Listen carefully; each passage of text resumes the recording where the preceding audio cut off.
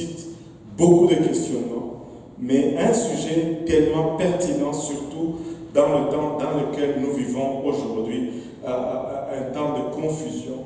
Et plus que jamais, nous devons savoir comment discerner la voix de Dieu. On va parler pour un moment aujourd'hui comment discerner la voix de Dieu ou comment connaître la voix de Dieu. Amen. Si on peut s'élever tous ensemble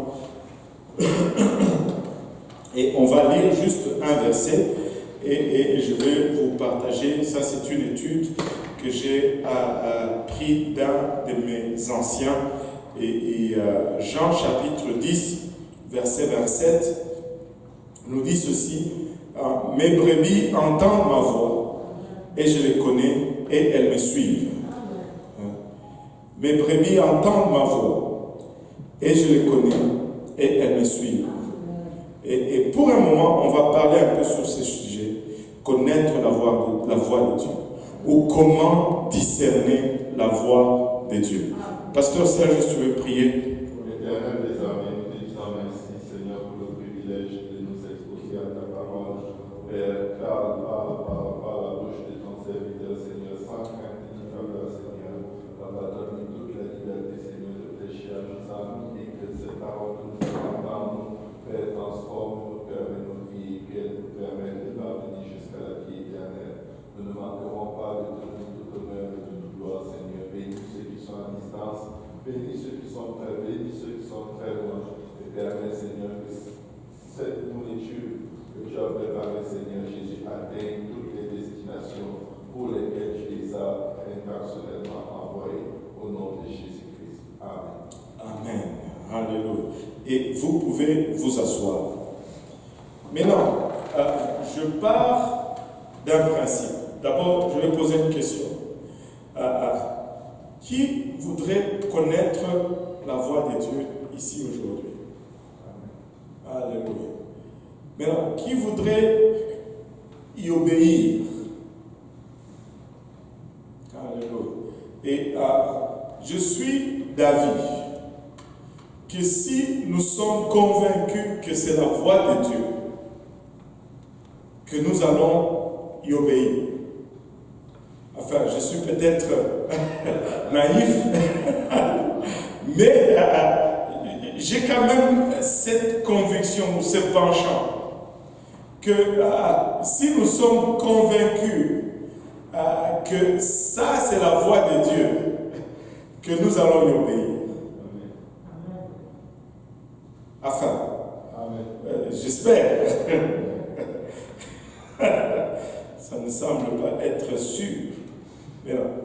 Et la question, maintenant, ce n'est pas vraiment de savoir si le peuple de Dieu veut obéir à la voix de Dieu.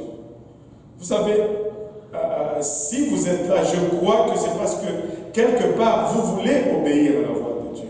Si vous êtes branché en ce moment en train de nous suivre en ligne, je crois que c'est parce que quelque part, vous voulez obéir à la voix de Dieu.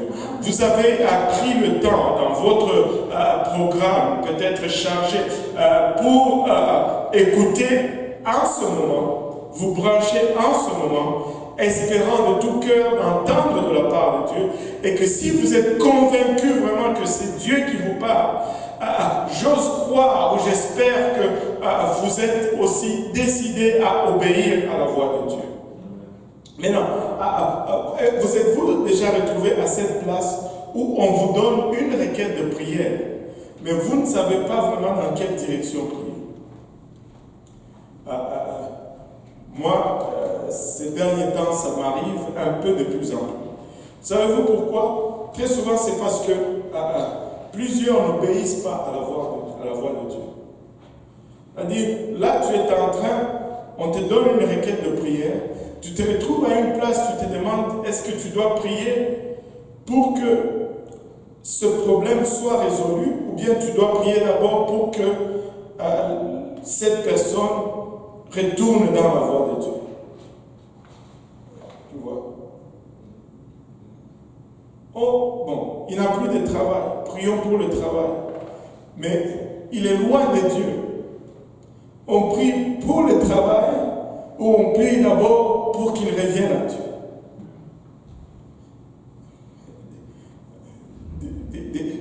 Vous comprenez ce que je veux dire par là? Et la question est de savoir vraiment comment un enfant de Dieu sait-il si c'est Dieu qui lui parle ou si c'est une autre voix qu'il entend. Parce qu'il y a plusieurs voix de nos jours. Plusieurs voix de nos jours. Tout le monde est devenu prophète. S'il y a un don qui est devenu tellement accessible de nos jours, c'est le don de prophétie.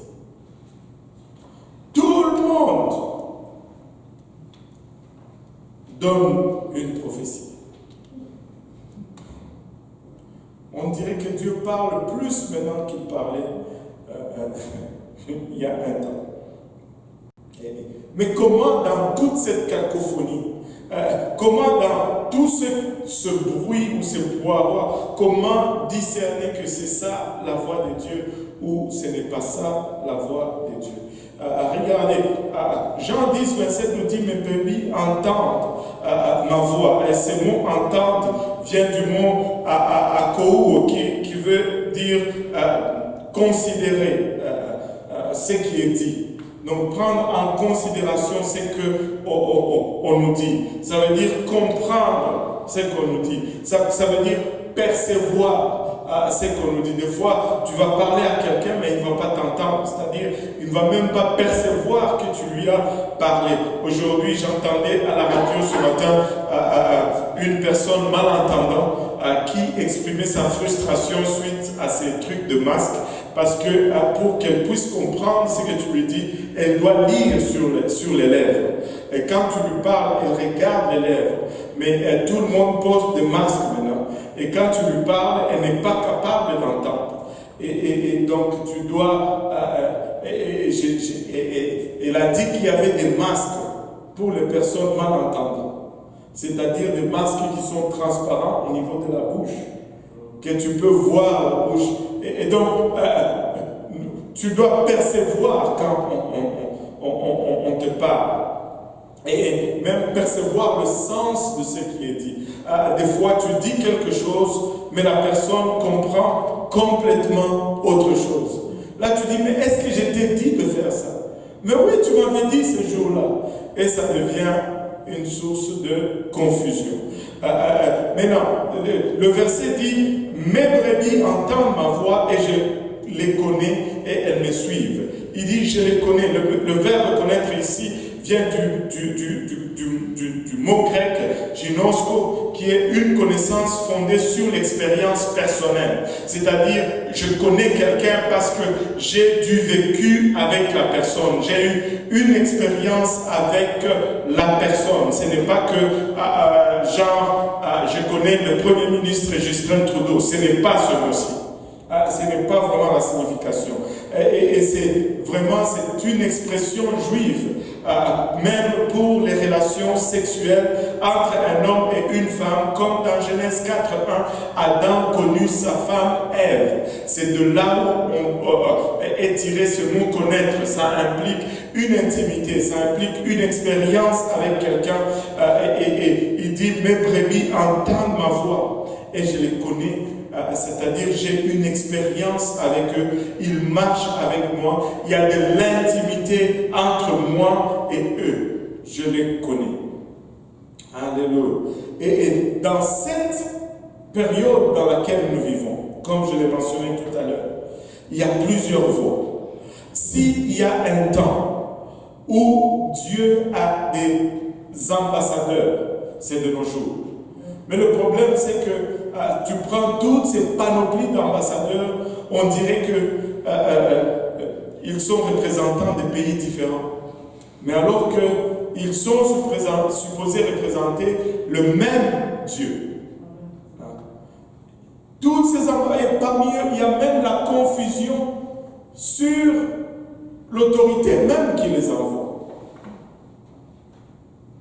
Et dans toute cette confusion, dans toute cette cacophonie de voix qui proviennent de tant de sources de nos jours, qui ne sont pas de Dieu, on doit se l'avouer, ces sources ne sont pas de Dieu. Sa parole déclare quand même malgré cette confusion, malgré cette cacophonie, malgré cette multitude de voix ou de sources de provenance, sa parole déclare quand même que mes brebis entendent ma voix et je les connais et elles me suivent. Sa parole nous dit que nous pouvons discerner la voix de Dieu malgré cette ambiance bruyante qui nous environne. Nous pouvons reconnaître la voix de Dieu. Mais nous pouvons reconnaître la voix de Dieu. Nous pouvons faire une distinction claire de la voix de Dieu. Et cette assurance est très importante, elle est essentielle. Si nous n'avons pas cette assurance, nous risquons d'avoir des problèmes. En fait, nous allons avoir des problèmes. Amen. Parce que, pourquoi nous avons besoin vraiment de cette assurance? Parce que lorsque vous savez que vous avez entendu de la part de Dieu, vous pouvez résister à toutes les forces du malin, même si l'enfer est déchaîné contre vous. Si vous êtes convaincu et que vous avez cette assurance que vous avez entendu de la part de Dieu, j'ai comme l'impression que vous allez tenir. C'est parce que nous avons cette assurance, que nous avons entendu de la part de Dieu, que nous pouvons entreprendre des folies comme aller chercher d'acquérir tout un gros bâtiment pendant un temps de pandémie. C'est parce que tu as cette assurance de la part de Dieu que tu peux embarquer dans ta voiture et partir pour l'arc mégantique sans avoir aucune confirmation. Il y a juste cette assurance. J'ai entendu de la part de Dieu et tu arrives là-bas, tu trouves une âme, tu la baptises au nom de Jésus. C'est parce qu'il y a cette assurance est essentielle. Parce que des fois les circonstances disent autre chose. Des fois les circonstances déclarent l'échec. Mais si nous avons cette assurance, l'église francophone, quand nous voyons aujourd'hui par exemple, vous regardez ceci par exemple, ça peut te décourager. Un service francophone avec 1, 2, 3, 4, 5, 6, 7, 8, 9, 10, incluant moi, 10 personnes. Ça peut te décourager. Ok, le confinement, mais c'est décourageant quand même. Mais pour nous, c'est du déjà vu. C'est de là qu'on est sorti. On est né comme ça. Il y avait de ces services de mercredi, c'était juste moi et ma famille dans la salle des disciples là-haut. Juste nous. En passant, le mercredi pendant le confinement, on pourra faire le service là-bas parce qu'on peut bénéficier de la projection et autres. Parce que vu que pour le confinement, on est juste une dizaine, alléluia, frère Simplice, ça va nous éviter on pourra, ouais, c'est peut-être on pourra faire ça. Alléluia, comme ça on a des projections et autres. Alléluia, on était ici confinés alors qu'on a de la place en alléluia. Donc, tu sais, il y a de ces moments où, si ce n'était qu'on a entendu de la part de Dieu, moi j'allais quitter. J'ai perdu mon emploi. On m'offrait un autre travail qui m'offrait 2 fois et demi plus que ce que je faisais. Ça, c'était en quelle année? En l'an 2001, je pense. En 2001. Non, en 2003. En 2003. Pasteur Serge m'offrait 80 000 $ de salaire annuel en 2003. Mais je devais aller à l'Alberta. Si ce n'est pas Dieu qui t'a parlé, tu fais tes bagages, tu pars. Si tu n'as pas cette assurance que c'est Dieu qui t'a parlé, en même temps que tu as cette offre, en même temps ton hypothèque rebondit parce qu'il n'y a pas d'argent dans ton compte. Et là, tu te dis, je suis fou. Mais si tu as entendu de la part de Dieu, il y a cette assurance qui vient avec. Alléluia. Même si l'enfer se déchaîne, si tu as cette assurance que tu as entendu de la part de Dieu, tu fais face, tu résistes et tu demeures. Maintenant, il y a des principes essentiels ou des principes qui sont vitaux en ce qui concerne la voix de Dieu. Regardons un peu ces quelques principes qui sont vraiment vitaux. On va en désigner 6. Premier principe, si tu veux vraiment discerner la voix de Dieu, premier principe, c'est que tu dois vivre près de Dieu. Vivre près de Dieu est essentiel pour entendre et connaître sa voix. Qu'est-ce que je veux dire par vivre près de Dieu? C'est que tu dois avoir une vie de prière, tu dois avoir une vie de lecture de la parole de Dieu constante. Amen. La tiédeur, la charnalité, la mondanité développent une distance entre nous et Dieu, jusqu'au point où on arrive à une place où on ne peut plus reconnaître la voix de Dieu, parce qu'on est trop loin de lui en fait. Il faut se rapprocher de Dieu, il faut être proche de Dieu, il faut prier tous les jours, il faut lire sa parole, sa Bible tous les jours.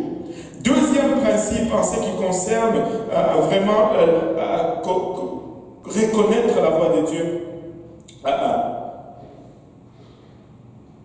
il y a une chose, il y a une volonté humaine. Amen. Chacun de nous ici, nous avons une volonté. Mais il y a une autre chose aussi, il y a une volonté divine. Il existe une volonté humaine, tu as ta propre volonté, et il y a une volonté divine. Dieu aussi a sa volonté. Amen. Mais il est indispensable, c'est impératif que tu arrives à vaincre ta volonté avant de pouvoir te soumettre à la volonté de Dieu. Si tu n'arrives pas à vaincre tes désirs, si tu n'arrives pas à être au-dessus de ta volonté, la volonté de Dieu n'aura jamais le dessus dans ta vie. Vous savez, nous lisons souvent le livre de Romains, rien ne peut me séparer de l'amour de Dieu. Rien ne peut me séparer de l'amour de Dieu. Mais regarde, dans ce verset, Dieu liste les choses et toutes ces choses sont extérieures. Laisse-moi te dire ceci, rien ne peut te séparer de l'amour de Dieu, sauf toi-même. S'il y a une chose que Dieu ne peut pas briser, c'est ta volonté. Si tu décides de partir, tu vas partir. Rien ne peut t'arracher de la main de Dieu, mais tu peux t'élever et quitter. Je me rappellerai toujours du rêve d'un frère qui était venu ici, qui prêchait. Je pense le frère de Kingston, comment il s'appelle encore, à Harlow. Il a prêché une fois que le Seigneur lui avait montré un rêve où il y avait un groupe de gens qui étaient au milieu d'un cercle. Et le cercle était formé par des anges. Il y avait un cercle qui était des anges. Et là, au milieu du cercle, il y avait un groupe de gens. Et à l'extérieur du cercle, il y avait des démons. Et les démons tourmentaient les gens qui étaient à l'extérieur du cercle. Et ceux qui étaient à l'intérieur du cercle, ils étaient inatteignables. Peu importe ce que les démons essayaient de faire, ils ne pouvaient pas percer ce cercle d'anges et atteindre ceux qui étaient au milieu du cercle.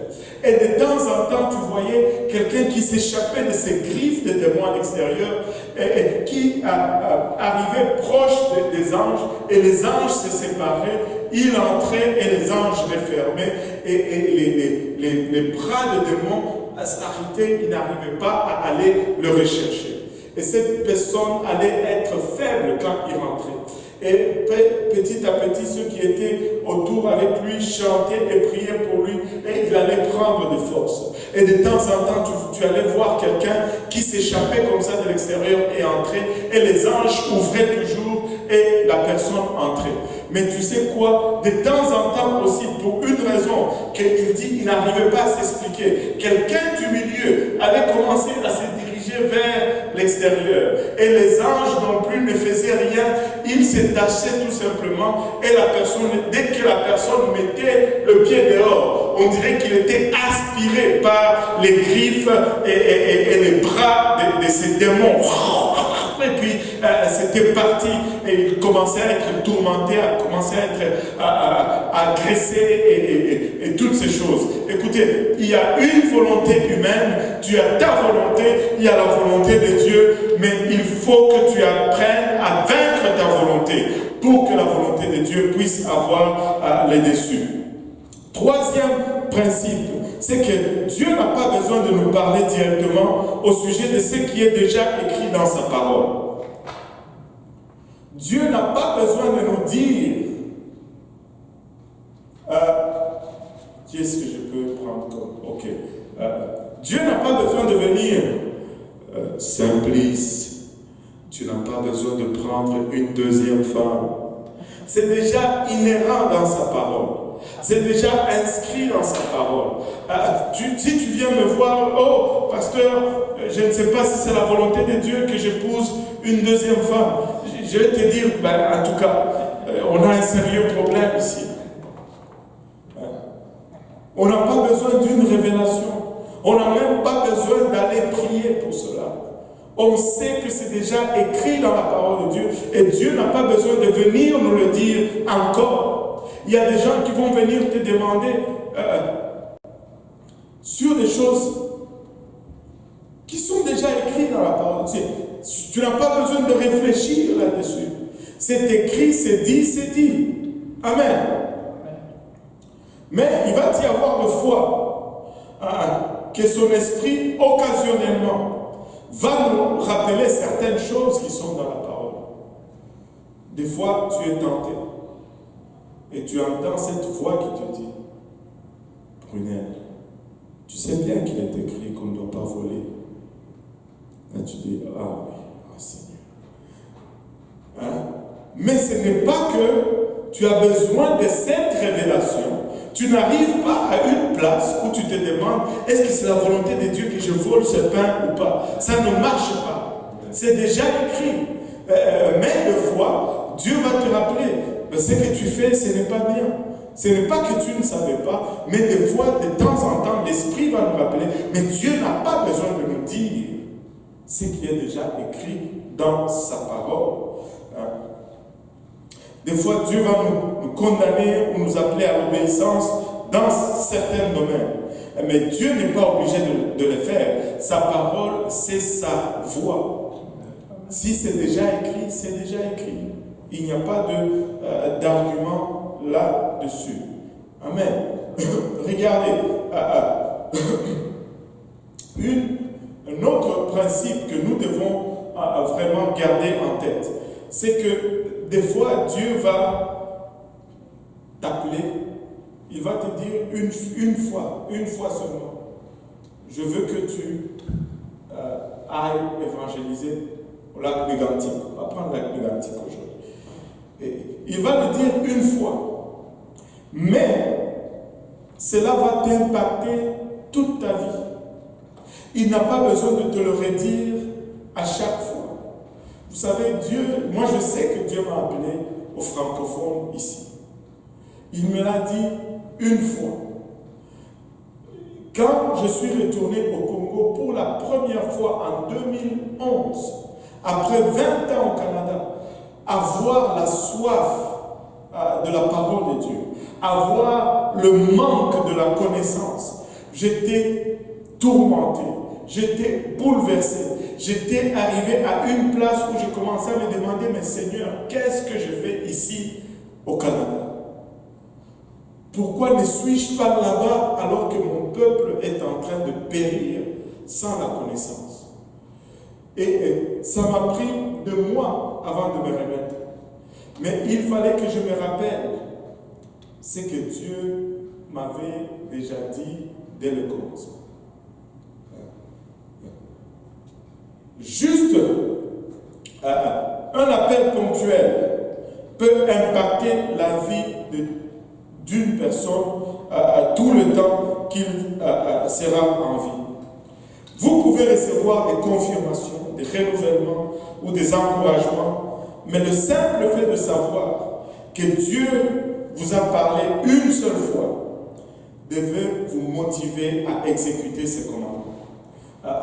Des fois, les gens vont dire, « Ah, j'ai parlé avec pasteur sur ce sujet, mais je ne suis pas convaincu. » Qui t'a dit que je devais te convaincre? C'est pas à moi de te convaincre. Le point, c'est que, as-tu vu si c'est dans la Bible ou pas? Si c'est la parole de Dieu ou pas? Parce que je peux choisir de ne pas être convaincu. Alléluia. Cinquième point, nous devons éprouver les esprits. Nous ne devons pas juste faire foi à toute voix qu'on entend. Nous devons mettre cela à l'épreuve. Parce que dans ce monde aujourd'hui, il y a un esprit d'erreur, un esprit de vérité qui coexistent en même temps. L'esprit de mensonge et l'esprit de vérité, les deux sont en œuvre simultanément, maintenant même, dans notre monde, dans nos vies aujourd'hui. Regardez 1 Jean chapitre 4, versets 1 à 6. On va le lire rapidement, mais c'est celui que je veux, c'est le verset 6. Au fait, il nous dit, bien-aimés, ne croyez pas à tout esprit, mais éprouvez les esprits. Amen. Pour voir s'ils sont des dieux. Ce n'est pas que tu mets en doute, mais tu dois mettre à l'épreuve. Car plusieurs faux prophètes, il ne dit pas qu'il y aura plusieurs vrais prophètes. Il dit plusieurs faux prophètes, pasteur Serge. Il y a plusieurs faux prophètes de nos jours. Plusieurs faux prophètes sont venus dans le monde. Reconnaissez l'Esprit de Dieu à ceci. Tout esprit qui confesse...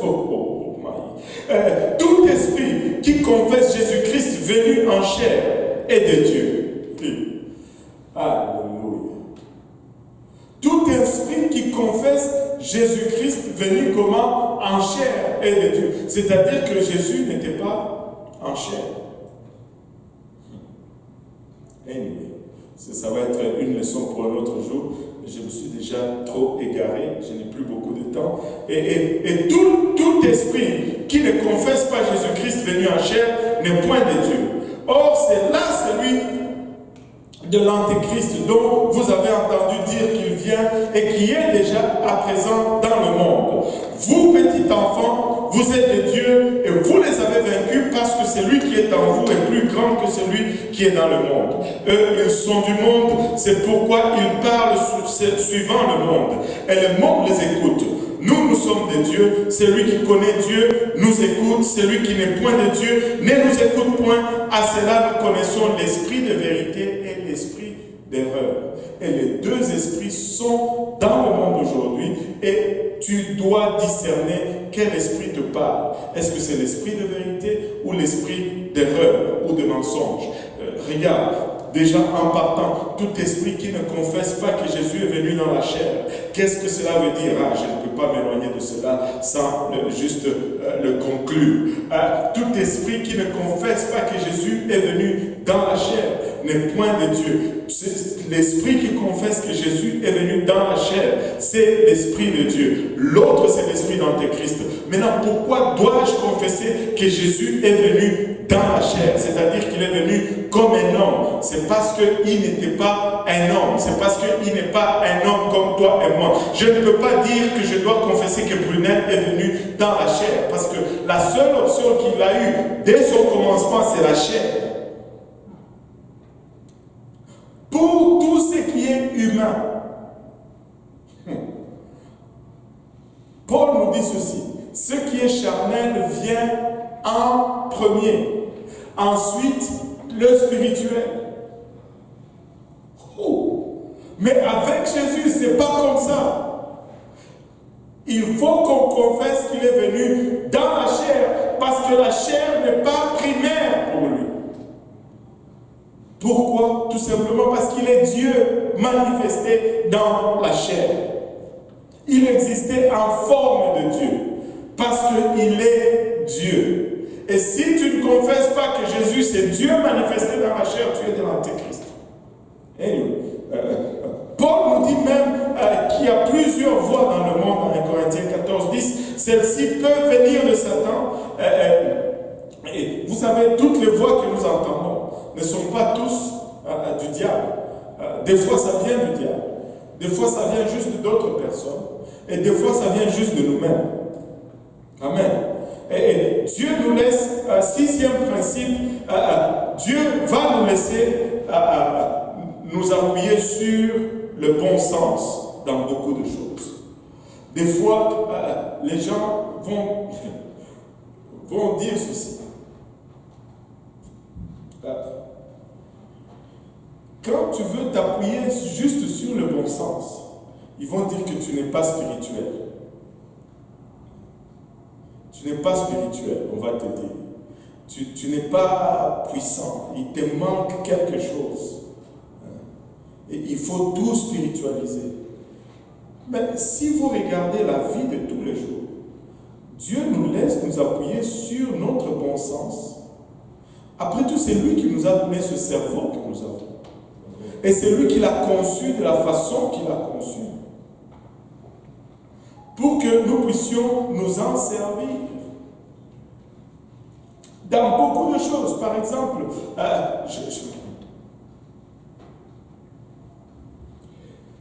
tu ne te lèves pas le matin et tu commences à prier, Seigneur, est-ce que je dois brosser mes dents aujourd'hui ou pas? Parle-moi là-dessus, Seigneur. Est-ce que je dois brosser mes dents aujourd'hui? Non, c'est juste le bon sens. Si tu ne brosses pas, tu vas avoir mauvaise haleine et tu vas avoir des caries. Donc, va brosser tes dents. Allô? Tu ne pries pas chaque matin pour brosser tes dents.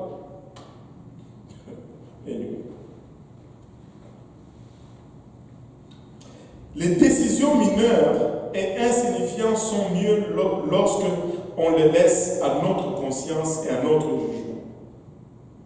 Et cette conscience et ce jugement nous ont été donnés par Dieu. C'est Dieu qui m'a donné ce cerveau.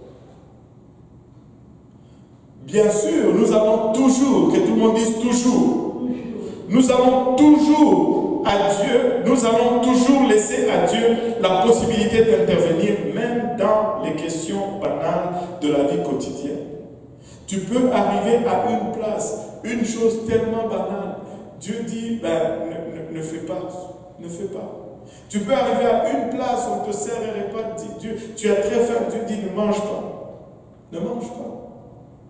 C'est une décision simple et banale que tu pouvais juste prendre par toi-même, mais laisse toujours la possibilité à Dieu d'intervenir. Maintenant, comment est-ce que Dieu parle?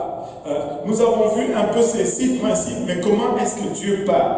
Premièrement, la première façon que Dieu nous parle, c'est par la parole de Dieu. La première façon, c'est la parole de Dieu, votre Bible. Dieu parle par sa parole. La Bible est l'autorité finale sur toutes les questions qu'elle aborde. Si un sujet est dans la Bible, c'est que la Bible dit sur ce sujet-là, on ne peut pas l'améliorer. On ne peut pas l'évoluer ou le progresser. Ça reste ce que la Bible a dit, point final. Il n'y a pas place à amélioration. Alors, alléluia. N'acceptez jamais une chose. N'acceptez jamais, peu importe ce que ce soit. Que tout le monde dise jamais. Et que tout le monde dise jamais. N'acceptez jamais une chose comme venant de Dieu si elle contredit même légèrement la Bible. S'il y a même une légère contradiction avec la Bible, mets ça dans la poubelle, ça ne vient pas de Dieu. Parce que la Bible est l'autorité finale en ce qui concerne tout sujet qu'elle aborde. Même si c'est légèrement contradictoire, laisse. directement. Dieu parle par les hommes de Dieu. Et vous savez, j'avais de la difficulté en préparant ça, mais je vais le dire comme que c'est. Amen. Même si tu penses que, oh, pasteur le dit parce qu'il est pasteur, ça m'est égal, je vais le dire quand même. Allô? Alléluia. Dieu parle par les hommes de Dieu, mais ces derniers temps, on dirait que la dernière personne, pasteur Serge, par qui Dieu va te parler, c'est ton pasteur. Tous les autres gens vont te parler de la part de Dieu, mais quand vient le pasteur, non, pas lui. C'est bizarre quand même. Bizarre quand même. Les hommes et les femmes de Dieu en qui vous avez confiance, en raison premièrement de leur vie pieuse, je vois des gens qui se confient dans des gens dont ils ne connaissent même pas la vie. Ils ne connaissent même pas comment ces gens vivent. Peuvent vous aider à connaître la voix de Dieu. Et Dieu peut aussi les utiliser pour vous parler directement. Vous savez, Dieu peut utiliser le pasteur Serge pour te parler. Dieu peut m'utiliser pour te parler. Je ne suis peut-être pas parfait. Je ne suis peut-être pas aussi puissant. Mais de temps en temps, Dieu m'utilise pour te parler. Et Dieu peut te parler directement à toi-même aussi.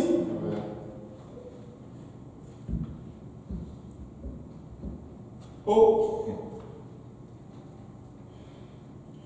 prophète tel. Est-ce que tu as vérifié vraiment l'authenticité de ce titre de prophète?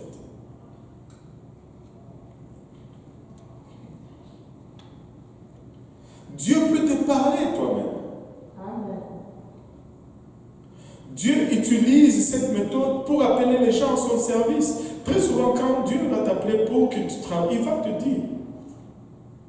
Alors, il va te dire, oh, tel m'a dit que Dieu va m'utiliser. Et toi, Dieu ne t'a rien dit.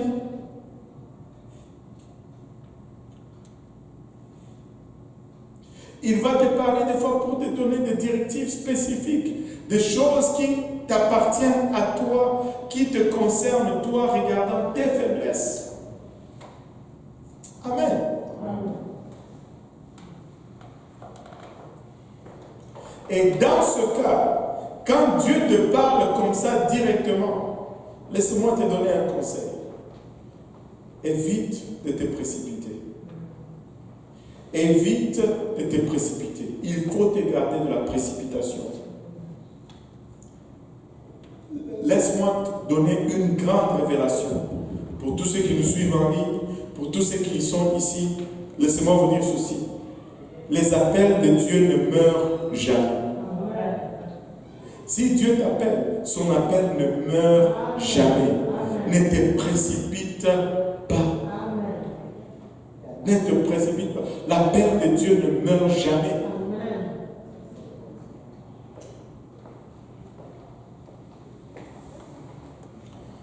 Bien que des fois, les ailes vont diminuer avec le temps, mais l'appel de Dieu n'est jamais éliminé. Et tu sais, tu vas voir quelqu'un qui est converti aujourd'hui. Demain, il veut être l'évangéliste ou le prophète. Il commence à enseigner, des fois, très souvent même en cachette. Tu lui enseignes une chose aujourd'hui, demain, cette personne va l'enseigner à quelqu'un d'autre. C'est sans avoir pris toutes les autres conséquences de cet enseignement que tu es en train de donner. Ça, c'est juste chercher à paraître. Un nouveau converti doit d'abord s'ancrer dans la vérité. Il faut que tu ancres dans la vérité avant de tenter de recevoir les ordres directs de Dieu. Tu sais, à peine que tu viens à Dieu, waouh! Dieu te montre déjà que les gens même qui t'ont conduit à Dieu, combien ils sont dans l'erreur. Waouh! Tout un exploit. Tout un exploit. Mollo, pas de précipitation. En tout cas, on va m'aimer moi aujourd'hui, pasteur Saïd. Je dois enseigner ces choses. Parce que on est en train de se tuer seul si on n'applique pas ces principes et surtout de ces temps-ci. Calme-toi. Tu deviens du jour au lendemain super-héros. Regarde, super spirituel. Regarde, doucement. Dieu parle par le don de l'esprit. Il va aussi parler par le don de l'esprit. Regardez la partie que vous aimez tant. La prophétie ou les langues et l'interprétation doivent être jugées par les auditeurs. Tu ne viens pas me donner juste une prophétie et je commence à courir avec. Ce n'est pas ça. Certains d'entre vous, vous êtes arrivés à cette place où vous ne vivez que de prophétie en prophétie. De prophétie, mais c'est une folie. C'est une folie. Toute prophétie, tout message de langue et interprétation doivent être jugés par les auditeurs. Cela ne signifie pas que nous critiquons ou ignorons ce qui est dit, mais plutôt que nous jugeons son exactitude selon la Bible.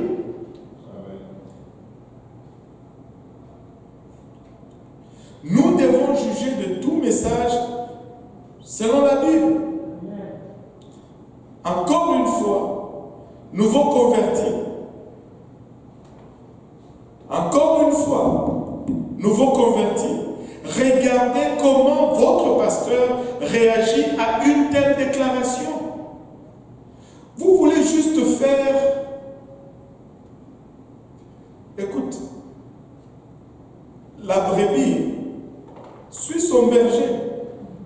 Si la brebis ne suit plus son berger, premièrement, elle est exposée au danger. Deuxièmement, elle n'est plus brebis de ses bergers. Tu sais, ne viens pas avec tes propres façons.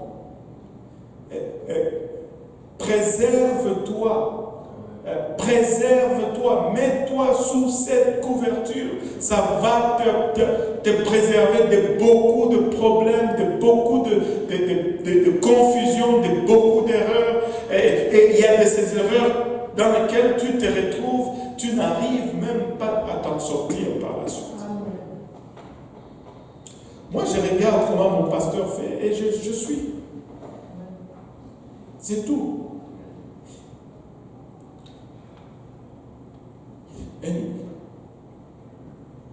Dieu peut parler aussi dans les rêves et les visions. Je n'avais peut-être même pas besoin d'inclure cela parce que c'est la façon la plus courante de nos jours. Saviez-vous que même lorsque nous ne servions pas Dieu, nous avions des rêves quand même. Mais c'est... Regardez, revenons sur terre et marchons selon les principes de la parole de Dieu. Mais pas selon des émotions à la recherche de reconnaissance ou de sensations. Non. Nous sommes en train de presser pour notre salut. Et nous devons discerner en ce temps la voix de Dieu. Dieu parle par les rêves et les visions. Mais regardez, ces deux phénomènes se produisent dans la vie de la plupart des gens sans avoir aucune signification spirituelle. Même les athées, ils rêvent. Même les non-croyants, les criminels, ils font des rêves aussi. Ce n'est pas parce que tu as rêvé d'une chose que ipso facto, ça devient un message de la part de Dieu. Et comme si, lorsque c'est un rêve, alors on ne peut pas disputer cela. Mais c'est très dangereux. Est-ce que tu n'as jamais rêvé que tu étais en train de commettre la fornication avec une femme qui n'est pas ta femme? Et c'est de Dieu, ça.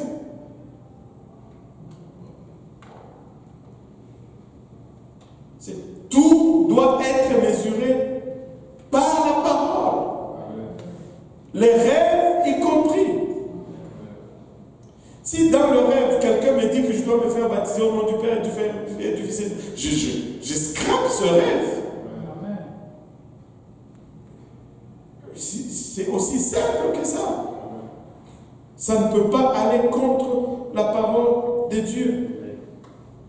Ainsi, lorsque vous vous fiez à un rêve comme étant une directive de Dieu, il est essentiel que vous soyez absolument sûr que c'est Dieu qui parle.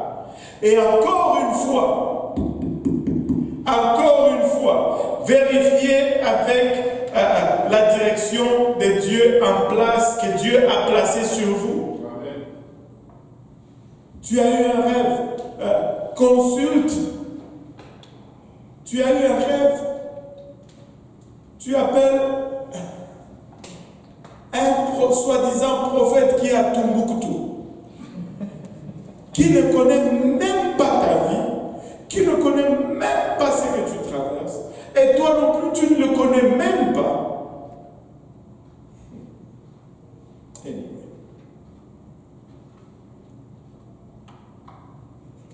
Écoutez, si je fais un rêve et que je pense qu'il y a une signification, et j'en ai déjà fait, je vais voir mon pasteur. S'il n'est pas d'accord ou s'il n'est pas content de cela, c'est simple, je mets ça à la poubelle, ça finit là. Amen. Tu te dis, mais, et si c'était de Dieu? Ça ne me dérange pas plus. Si c'était de Dieu, ça va arriver. Si c'était de Dieu, ça va arriver. Si c'était de Dieu, ça va arriver.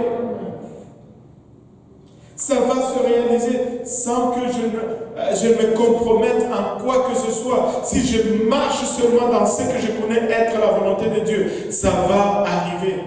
Ça va arriver. Ça va arriver. Alléluia. Je viens de perdre la moitié de la congrégation. Mais c'est bon. Vous savez, le rêve ont trois sources. Dieu, le diable et toi-même.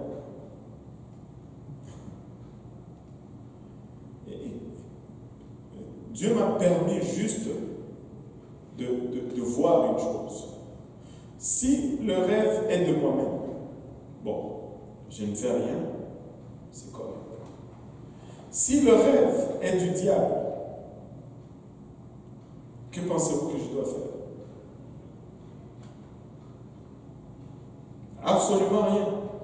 Et la seule raison que le diable va nous parler, c'est pour planter une sémence. Si tu n'acceptes pas cette sémence, il n'a pas d'accès à toi. Parce que le diable n'est pas puissant. Le diable n'a pas d'autorité. S'il avait l'autorité, il allait nous commander à pécher. Mais il ne nous commande pas à pécher, il nous tente. C'est lorsqu'il nous tente que nous lui cédons l'autorité. Et lorsque nous lui cédons l'autorité, ben c'est alors qu'il fait il ne peut pas faire si toi tu ne lui cèdes pas l'autorité. S'il avait l'autorité, il n'allait pas nous tenter. Il allait juste faire. Mais il n'a pas cette autorité. Donc arrête de faire comme si.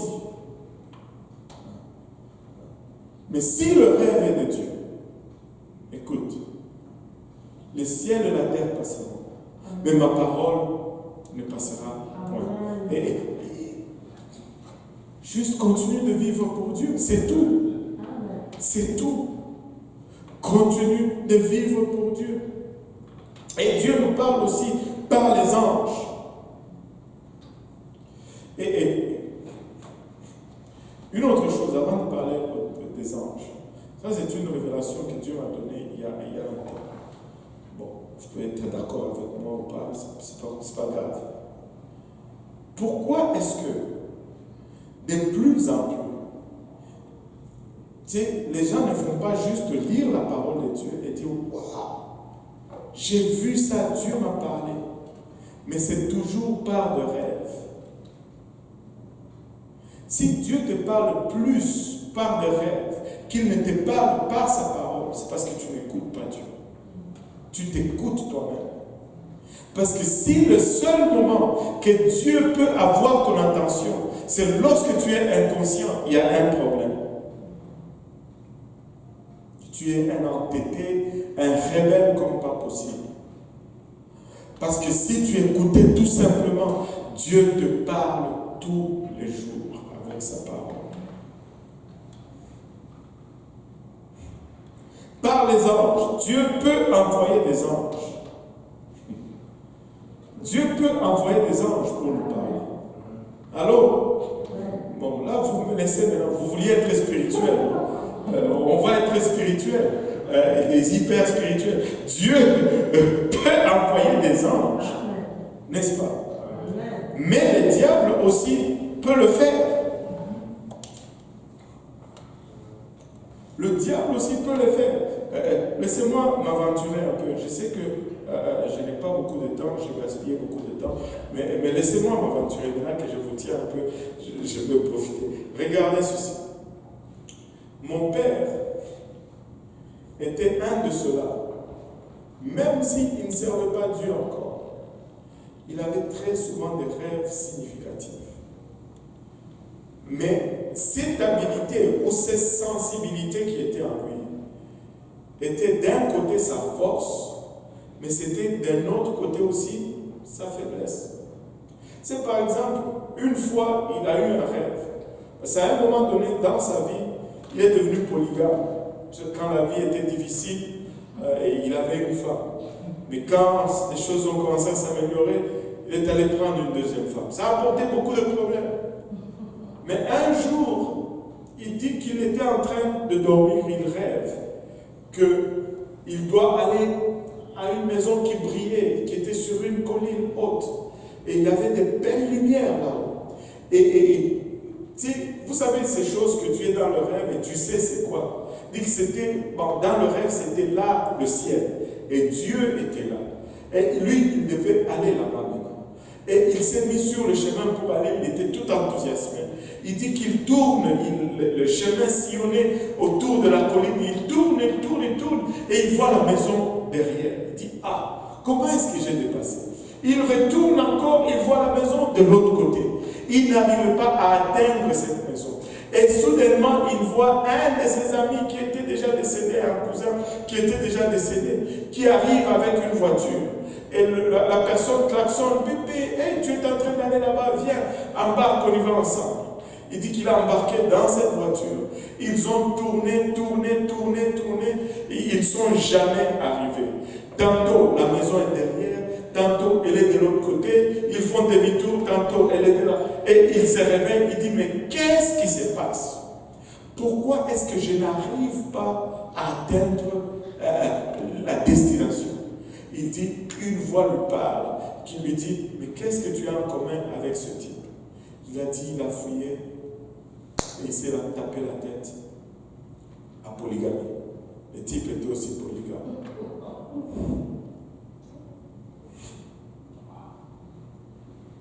Et mon père s'est dit, il a appelé cet autre-là, et il lui a dit ceci, regarde, là où nous allons, c'est devenu plus proche que de là où nous venons. Et ce que nous avons fait n'est pas correct.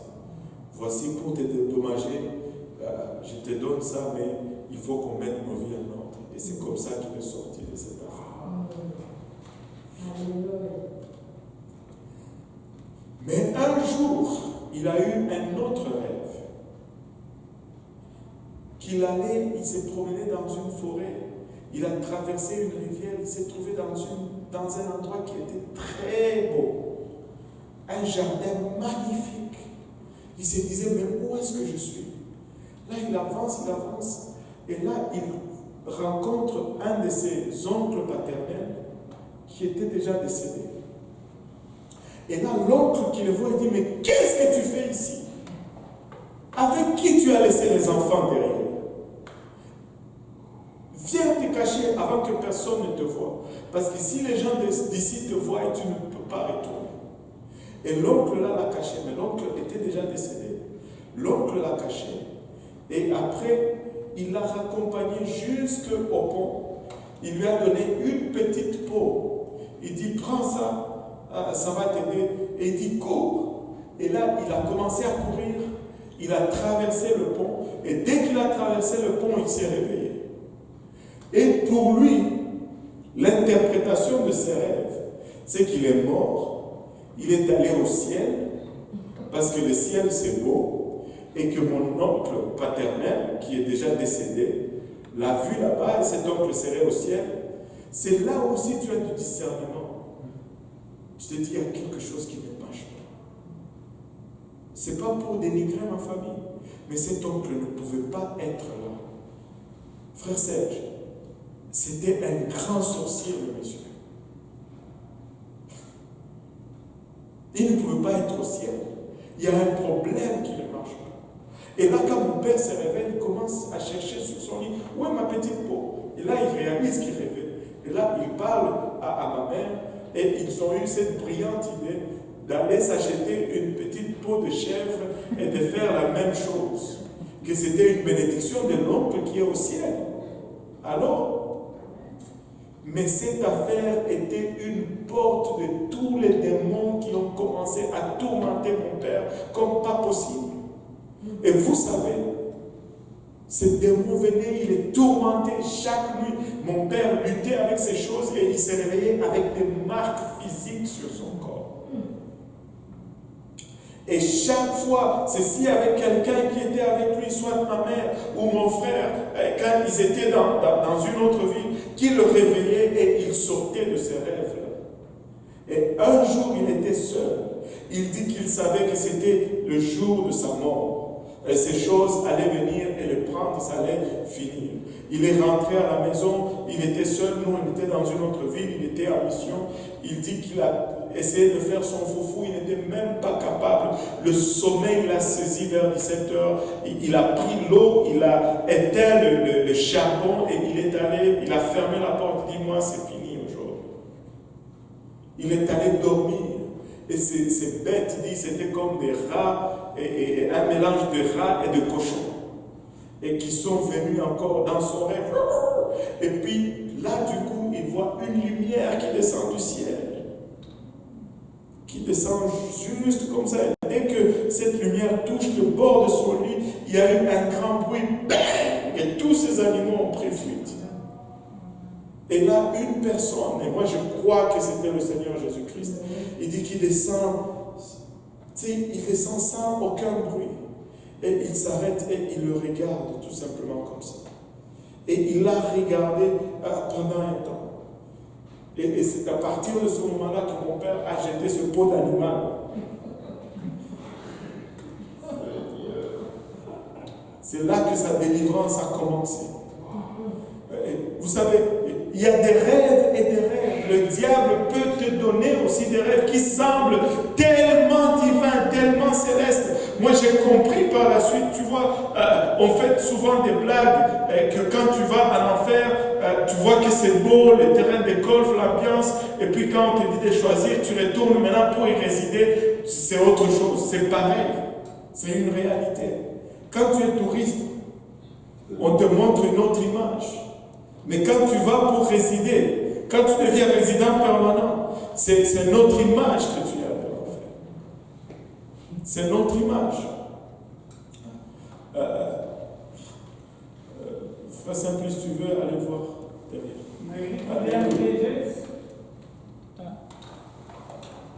Marie-Hélène Brégis, c'est ici? Elle doit être en haut. Non, ben, ils m'ont dit d'en haut, d'aller en bas, je ne sais pas ici.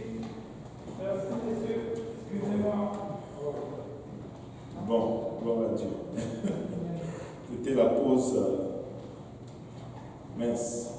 Je ne veux pas pouvoir finir ceci. Dieu nous parle par les anges. Amen. Mais le diable aussi peut nous envoyer des anges. Il est donc important, une fois de plus, d'être absolument sûr. Maintenant, laissez-moi vous donner un avertissement ici. Si vous avez un désir profond de voir un ange, mais pas un désir profond qui correspond à cela, d'obéir au simple ordre de la parole de Dieu, vous êtes déjà dans le pétrin. Si votre désir de voir les anges est plus fort que votre désir d'obéir à Dieu, vous êtes dans les troubles.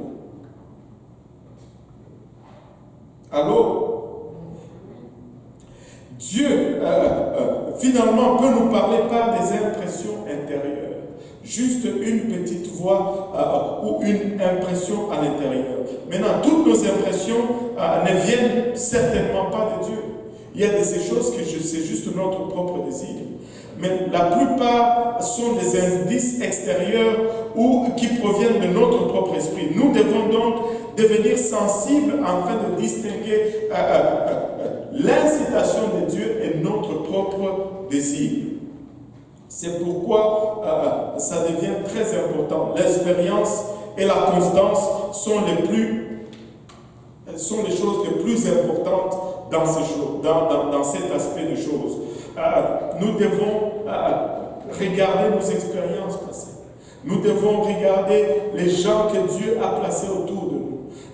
Nous devons être constants dans la prière, constants dans la lecture de la parole de Dieu. Nous allons mieux discerner ces impressions intérieures en dedans de nous. Alléluia. Comparez vos impressions à la parole de Dieu. Je ressens de faire ceci. Compare-le à la parole de Dieu. Et observez vos dirigeants spirituels pour voir comment ils gèrent les telles choses. Observez vos dirigeants spirituels. Quand tu arrives à une place où tu as l'impression que ton dirigeant spirituel est à côté, cherche-toi un autre dirigeant spirituel. Cherche-toi alors tout simplement un autre dirigeant spirituel. Parce que tu ne te rends pas service. Amen. Jean 10, 5.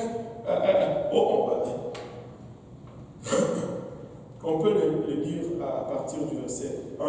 En vérité, je vous dis, celui qui n'entre pas par la porte dans la bergerie de brebis, mais qui pénètre par un autre endroit est un larron et un brigand. Mais celui qui entre par la porte est le berger des brebis. Le portier lui ouvre et les brebis entendent sa voix. Il appelle ses propres brebis par leur nom et il les mène dehors. Et quand il a mené dehors ses propres brebis, il marche devant elles et les brebis le suivent parce qu'elles connaissent sa voix. Mais elles ne suivront point un étranger. Regardez le verset 5. Brunel, est-ce que tu peux me le lire dans ta Bible, à haute voix, le verset 5? Elles ne suivront point un étranger, mais elles fuiront loin de lui, parce qu'elles ne connaissent pas la voix des étrangers. Mais comment est-ce que toi tu as une place où tu suis un étranger?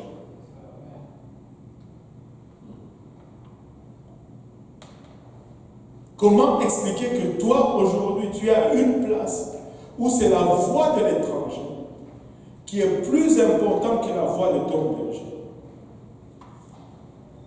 Waouh! Si une voix est différente de celle que vous avez l'habitude de suivre, fouillez-la. Fouille. Tu dois fuir une de voix en tout cas. C'est la confusion si tu commences à suivre deux voix.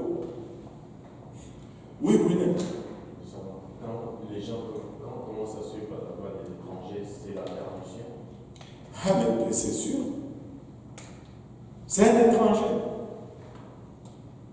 Mais qu'en est-il des gens qui vont dire que si on veut aussi voir les autres, bien suivre les autres, tout simplement pour apprendre un peu plus de certaines choses que nous n'avons pas reçues. Ce sont des menteurs. Alors va là-bas. C'est pourquoi je te dis, si ton pasteur ne fait plus l'affaire, quitte-le. Complètement. Ne mets pas un pied ici, un pied là-bas. C'est très malhonnête même. Tu vas dire, maintenant à lui, qu'est-ce que tu vas dire? Ah, pasteur, et à lui, tu vas dire, ah, pasteur, et s'il te donne 2 ordres différents, lequel tu vas suivre? Ce qui fait ton affaire, bien entendu. Fouille. Si tu vois que cette église ne prêche pas la vérité, ne viens plus ici. Pars. Sauve ta vie. Sauve ton éternité. Pars. C'est aussi simple que ça, mon ami. Si tu es là, c'est parce que j'ose croire que tu crois que c'est la vérité qu'on prêche. Enfin, et si tu crois que c'est la vérité qu'on... Alors qu'est-ce que tu vas aller chercher dehors? Oui, vas-y. Est-ce que je voulais savoir? Tu es sûr que c'est la dernière? Parce que moi, je n'ai pas encore fini. Je voulais savoir, comme vous avez mentionné, que de temps en temps, il va arriver des situations que Dieu va nous rappeler, en fait, ce qu'il dit dans sa parole, pour pas qu'on commette des mauvaises actions. Je voulais savoir, est-ce qu'il y a des moments précis ou particuliers dans notre marche avec Dieu, auxquels Dieu va nous rappeler? Mais c'est difficile que je te dise que s'il y a un moment précis, parce que ça dépend premièrement d'une personne à une autre. Oui, c'est vrai. Ça dépend de la personne, ça dépend de la personnalité et ça dépend des circonstances. Et c'est Dieu qui décide s'il va te parler ou pas. Donc on ne peut pas mettre le doigt là-dessus, mais on sait que de temps en temps, il va nous parler, même sur quelque chose qu'on sait déjà. Tu sais, des fois, tu veux aller quelque part, ou tu sais que peut-être aller, c'est pas ça. Tu veux regarder des sites que tu n'es pas supposé regarder. Tu sais bien que tu n'es pas supposé regarder. Mais quand tu y vas, des fois, Dieu va te dire, ce n'est pas bon. N'est-ce pas? Et des fois, si il te dit, ce n'est pas bon, tu le fais quand même. Et il peut arriver à une place où il s'était, tout simplement. Donc, il ne peut jamais arriver que quelqu'un s'égare sans que Dieu puisse l'avertir. Ce n'est pas ça. Je ne peux pas... Qu'est-ce que tu vas établir en sachant que il peut arriver que quelqu'un... Il ne peut jamais arriver que quelqu'un s'égare sans que Dieu l'avertisse. Je ne comprends pas. C'est quoi le... Si quelqu'un veut peut-être prendre une autre direction qui n'est pas la bonne en fait, parce que ça se peut que quelqu'un dans sa marche avec Dieu, mais qui abandonne en fait de servir, peut bien prendre une autre direction mais qui n'est pas bénéfique pour lui. C'est ça que je voulais savoir. Oui. Est-ce que ça peut arriver que quelqu'un s'égare, genre abandonne de voie de Dieu, sans être averti, donc Dieu va toujours l'avertir? Donne-moi un peu ton point de vue là-dessus. Tu penses que quelqu'un peut s'égarer sans que Dieu l'avertisse? Parce que moi, je crois certainement que tu connais la réponse. Est-ce que quelqu'un peut s'égarer sans que Dieu l'avertisse? Dieu va nous avertir d'une façon ou d'une autre. Il nous avertit tous les jours par la parole. Il nous avertit par nos dirigeants. Quand je parle ici, je suis en train de t'avertir que aller écouter les autres, c'est pas bon. C'est un avertissement de la part de Dieu. Et Dieu nous avertit constamment. Mais ce que je veux dire, c'est que tantôt il va nous avertir d'une façon, tantôt il va nous avertir d'une autre façon, mais ce sont des avertissements. Dieu va nous avertir, mais il ne va pas décider pour nous. Sache que quand quelqu'un part, c'est parce qu'il a pris la décision de partir. C'est pas parce que Dieu l'a averti. Si c'est ça le but, de dire, bon, c'est parce que Dieu ne m'a pas averti que je ne suis pas... Ah, mon ami, tu ne vas pas t'en sortir avec ça. Tu ne peux pas t'en sortir. Parce que, premièrement, je pense qu'on a toujours donné un son clair ici. On a toujours dit les choses comme ils sont. Et juste si tu écoutes les messages, en tout cas, tu as déjà tout le nécessaire pour répondre à cette situation. Voilà. Si une voie est différente de celle que vous avez l'habitude de suivre, fouillez-la, parce que ça ne fait aucun sens.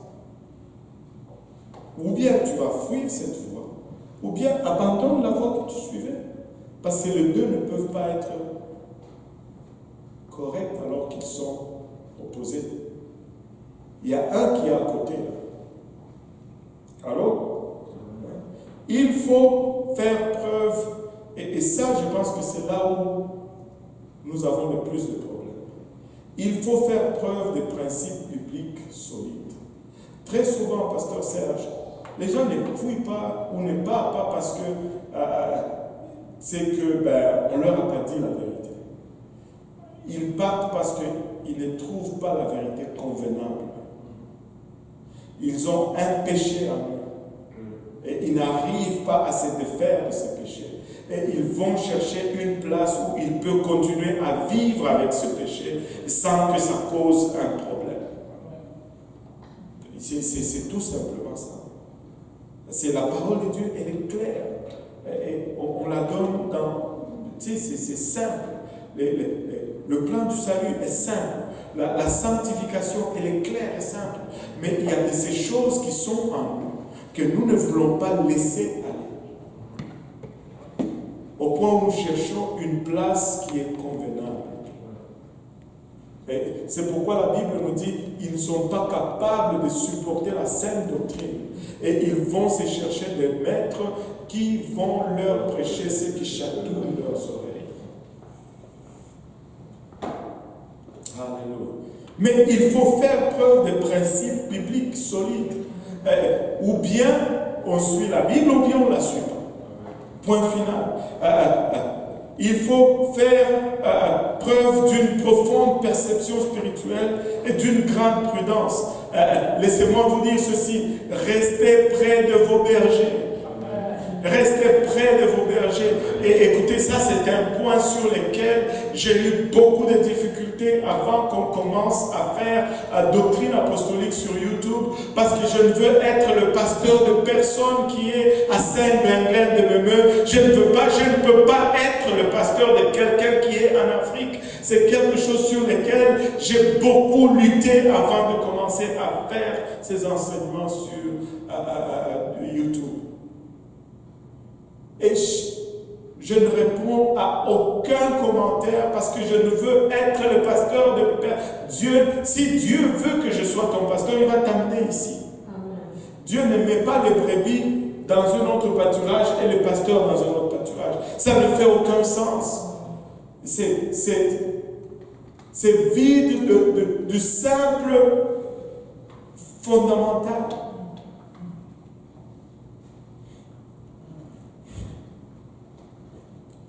Tu sais, il y en a d'autres qui, si tu dis ça, ils se débattent, ils éliminent juste tous les pasteurs.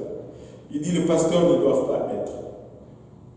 Et eux-mêmes qui disent que les pasteurs ne doivent pas être, ils vont te dire, les pasteurs sont en train d'abuser le peuple de Dieu. Mais s'ils ne sont pas, c'est comme dire les anges n'existent pas, mais je crois aux démons. C'est la même chose. Anyway, comment maintenant connaître la voix de Dieu? Je suis désolé, je ne pense pas que ça allait être si long. On y est presque, on a presque fini. Donnez-moi encore juste 5-10 minutes. On va passer rapidement. Amen. Comment connaître la voix de Dieu? Comparer. Que tout le monde dise comparer. Si tu veux connaître la voix de Dieu, il faut que tu compares. Premièrement, comparez ce que vous entendez avec ce que l'on vous a enseigné.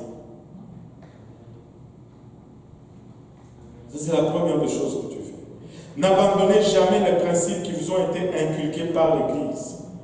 Les gens tombent dans le trouble lorsqu'ils abandonnent le fondement même de leur enseignement pour aller chercher de nouveaux maîtres. N'abandonne pas les simples principes de l'Église. Vous savez, les gens de chaque génération font la pression sur le peuple de Dieu pour qu'ils abandonnent les directives bibliques. L'Église vit constamment sous pression pour que nous abandonnons les principes bibliques, pour que nous abandonnons les mêmes choses que nous enseignons. Regardez, alléluia, il faut juste tenir.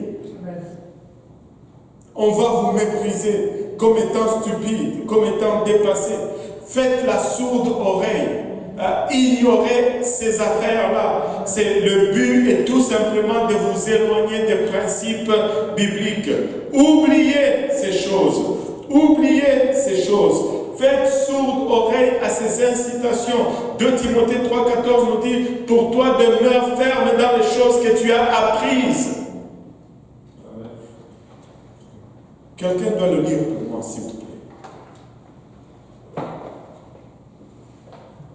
2 Timothée 3,14. Quand j'ai dit tout à l'heure, comparer ce qu'on vous dit à ce qu'on vous a enseigné, je pouvais voir, tu sais, on est arrivé à une place où les gens n'ont plus foi en ce qu'on leur enseigne. Mais je vais me réitérer encore, si tu n'as pas foi dans ce qu'on enseigne et que tu continues à venir ici, tu vis dans l'hypocrisie. Tu vis dans l'hypocrisie. Juste va où tu penses qu'on t'enseigne ce qu'il y a que nous n'avons pas. Vas-y là-bas, grandis là-bas et on ne va pas se fâcher contre toi. On va même te saluer, être content pour toi si tu y arrives. Parce que nous travaillons pour le royaume. Mais ne vis pas dans l'hypocrisie. Regardez ceci. 2 Timothée 3,14. Toi, demeure dans les choses que tu as apprises et reconnues certaines, sachant de qui tu les as apprises. Je n'ai jamais vu ces versets comme je l'ai vu aujourd'hui, frère Serge. Il dit, regarde, moi j'ai la version Stéphane, pour toi demeure ferme dans les choses que tu as apprises et dont tu as été sûr. Un jour tu étais sûr de ces choses. Qu'est-ce qui s'est arrivé? Aujourd'hui tu n'es plus sûr. La parole de Dieu a changé. Je ne sais pas. Et sachant de qui tu les as appris, tu connais les gens qui t'ont enseigné ces choses, tu connais comment ils vivent, tu connais où ils vivent, demeure ferme à ces choses. Regardez Hébreux 2, verset 1 à 3. C'est pourquoi il nous faut nous attacher plus fortement aux choses que nous avons entendues, de peur que nous ne périssions. Écoutez, si tu ne t'attaches pas aux choses que tu as entendues, tu vas périr. Paul nous le dit de cette façon. Si je venais à vous dire autre chose que ceci, que je sois anathème, même si un ange venait vous dire, même si moi-même je venais vous dire le contraire, que je sois anathème.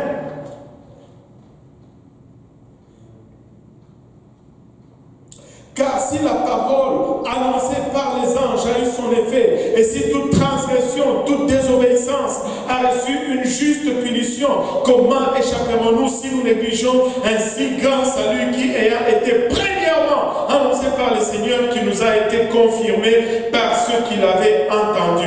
Attache-toi aux choses que tu as été enseigné. Comparer, que tout le monde dise comparer encore. Comparer ce que vous entendez avec les expériences passées. Tu vois, je ne sais pas comment expliquer cela. C'est comme si les choses se répètent encore, et encore, et encore. Il faut juste regarder dans le passé et voir les conséquences. Il faut juste regarder dans le passé et voir les conséquences. Rappelez-vous du passé, ce qui était de Dieu et ce qui était de la chair. Puis agissez en conséquence. Maintenant, il y a des gens qui étaient convaincus des choses, mais aujourd'hui, ils reviennent à ces choses, disant que ce n'était pas de Dieu. Et tu ne peux pas pas avoir raison à chaque fois sur le même sujet alors que tu changes d'avis. Tu sais, avant ils étaient dans le monde, ils ont dit que ça c'était péché. Ils sont arrivés dans le Seigneur, ils ont vécu pour un temps, et puis là, ça ce n'est plus péché. Ils retournent encore à ces choses. Ou bien tu avais raison là, ou bien tu as raison maintenant. Mais tu ne peux pas avoir raison dans les deux cas. Alléluia. Les temps et l'expérience sont des grands maîtres. Arrêtez de faire sans cesse les mêmes erreurs. Devenez sages face au diable. Devenez sages face au diable. 2 Corinthiens 2:11 nous dit, afin que Satan n'ait pas les dessus sur vous, sur nous, car nous n'ignorons pas ses desseins. Il répète le même scénario. Et on tombe dans le même piège. 1 Corinthiens 10:13 nous dit, aucune tentation ne vous est survenue qui n'ait été une tentation humaine. Or Dieu est fidèle et il ne permettra point que vous soyez tentés au-delà de vos forces. Mais avec la tentation, alléluia, avec la tentation, que tout le monde dise avec la tentation, alléluia, il vous en donnera aussi l'issue afin que vous puissiez la supporter. Oh, Chandala, ça c'était une révélation d'un de mes amis. Il dit avec la tentation, il donne aussi l'issue. Mais c'est à toi de choisir. Tu vas choisir soit la tentation ou soit l'issue. Il y a toujours une option, il y a toujours un choix à faire. C'est lui qui s'égare, il choisit de s'égarer. Et c'est lui qui est retrouvé, il choisit d'être retrouvé. Parce qu'avec la tentation, il donne aussi l'issue. Mais lequel tu vas choisir? Ou la tentation ou l'issue? Oh, ça. Alléluia. Comparer. Alléluia. Que tout le monde dise comparer. Comparer, c'est que vous entendez avec les expériences de quelqu'un d'autre.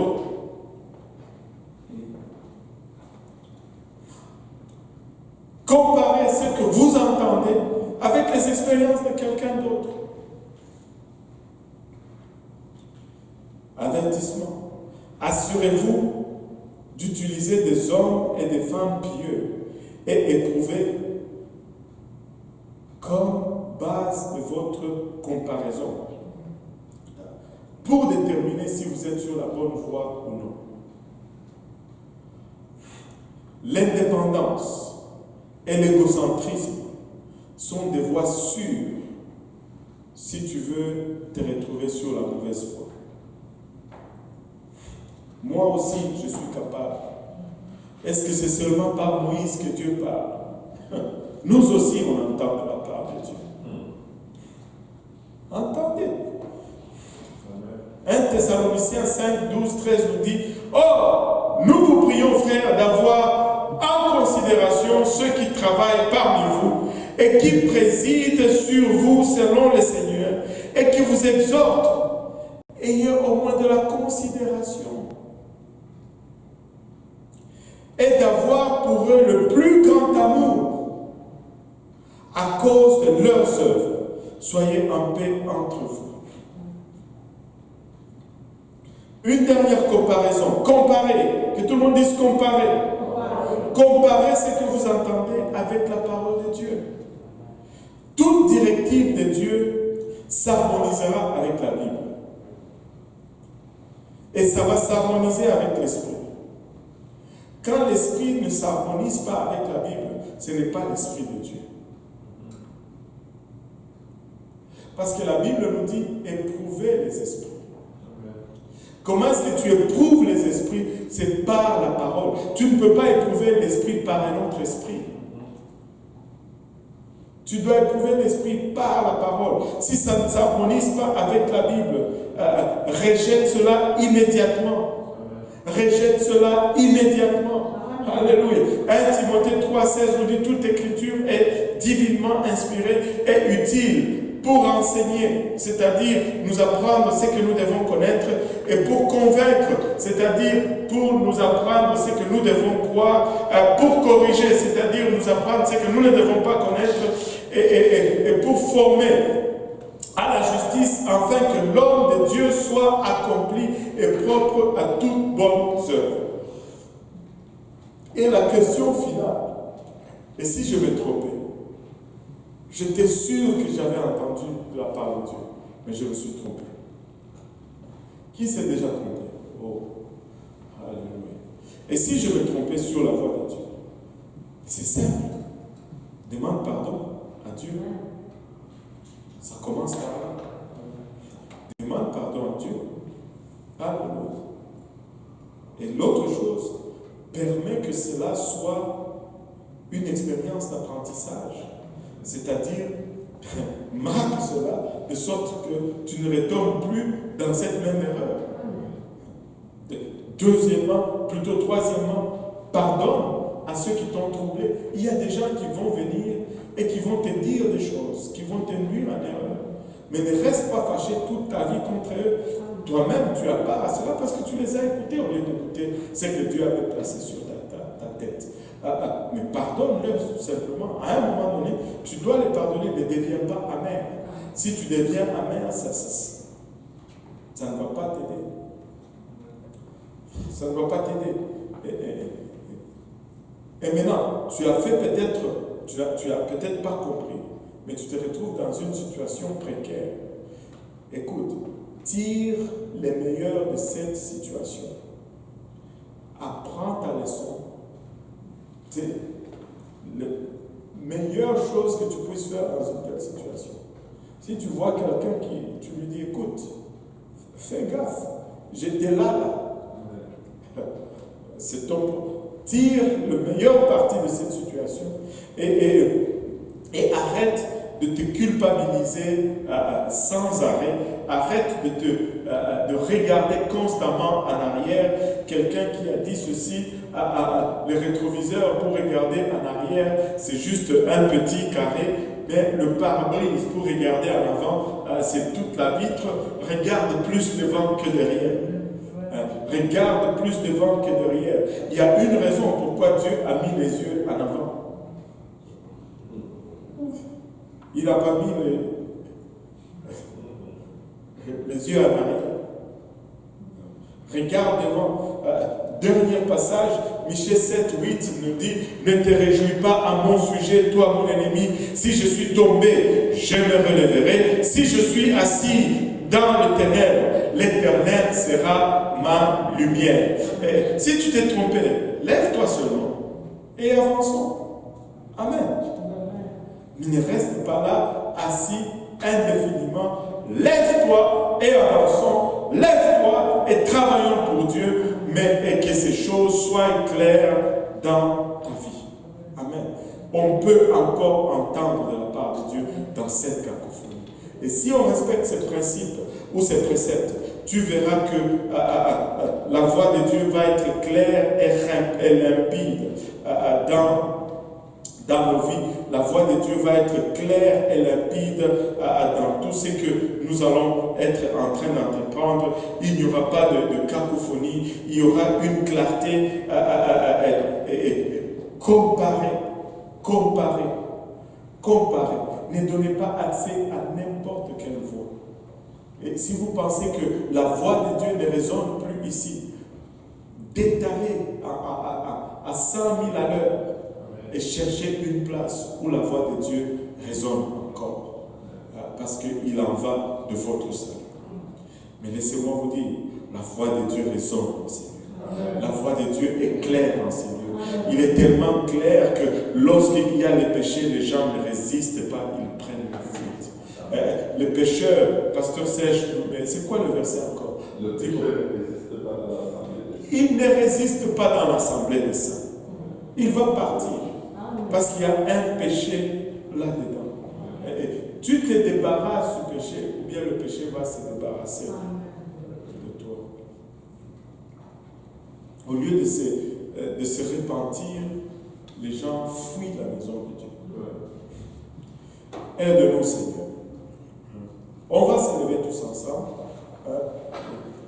Et s'il y a des questions, j'espère qu'il n'y a pas d'autres questions. Alléluia, amen, gloire à Dieu. Il est déjà 21h32 et je pensais vraiment que ça allait être court, mais il y a eu tellement de rêves, des anecdotes, des anges qui parlaient Et donc ça a été un peu long. Pardonnez-moi pour aujourd'hui, mais il fallait tout simplement finir ce message. Alléluia. Le Seigneur est bon, n'est-ce pas? Alléluia. Le Seigneur est bon, n'est-ce pas? A-t-il été bon pour quelqu'un? Alléluia.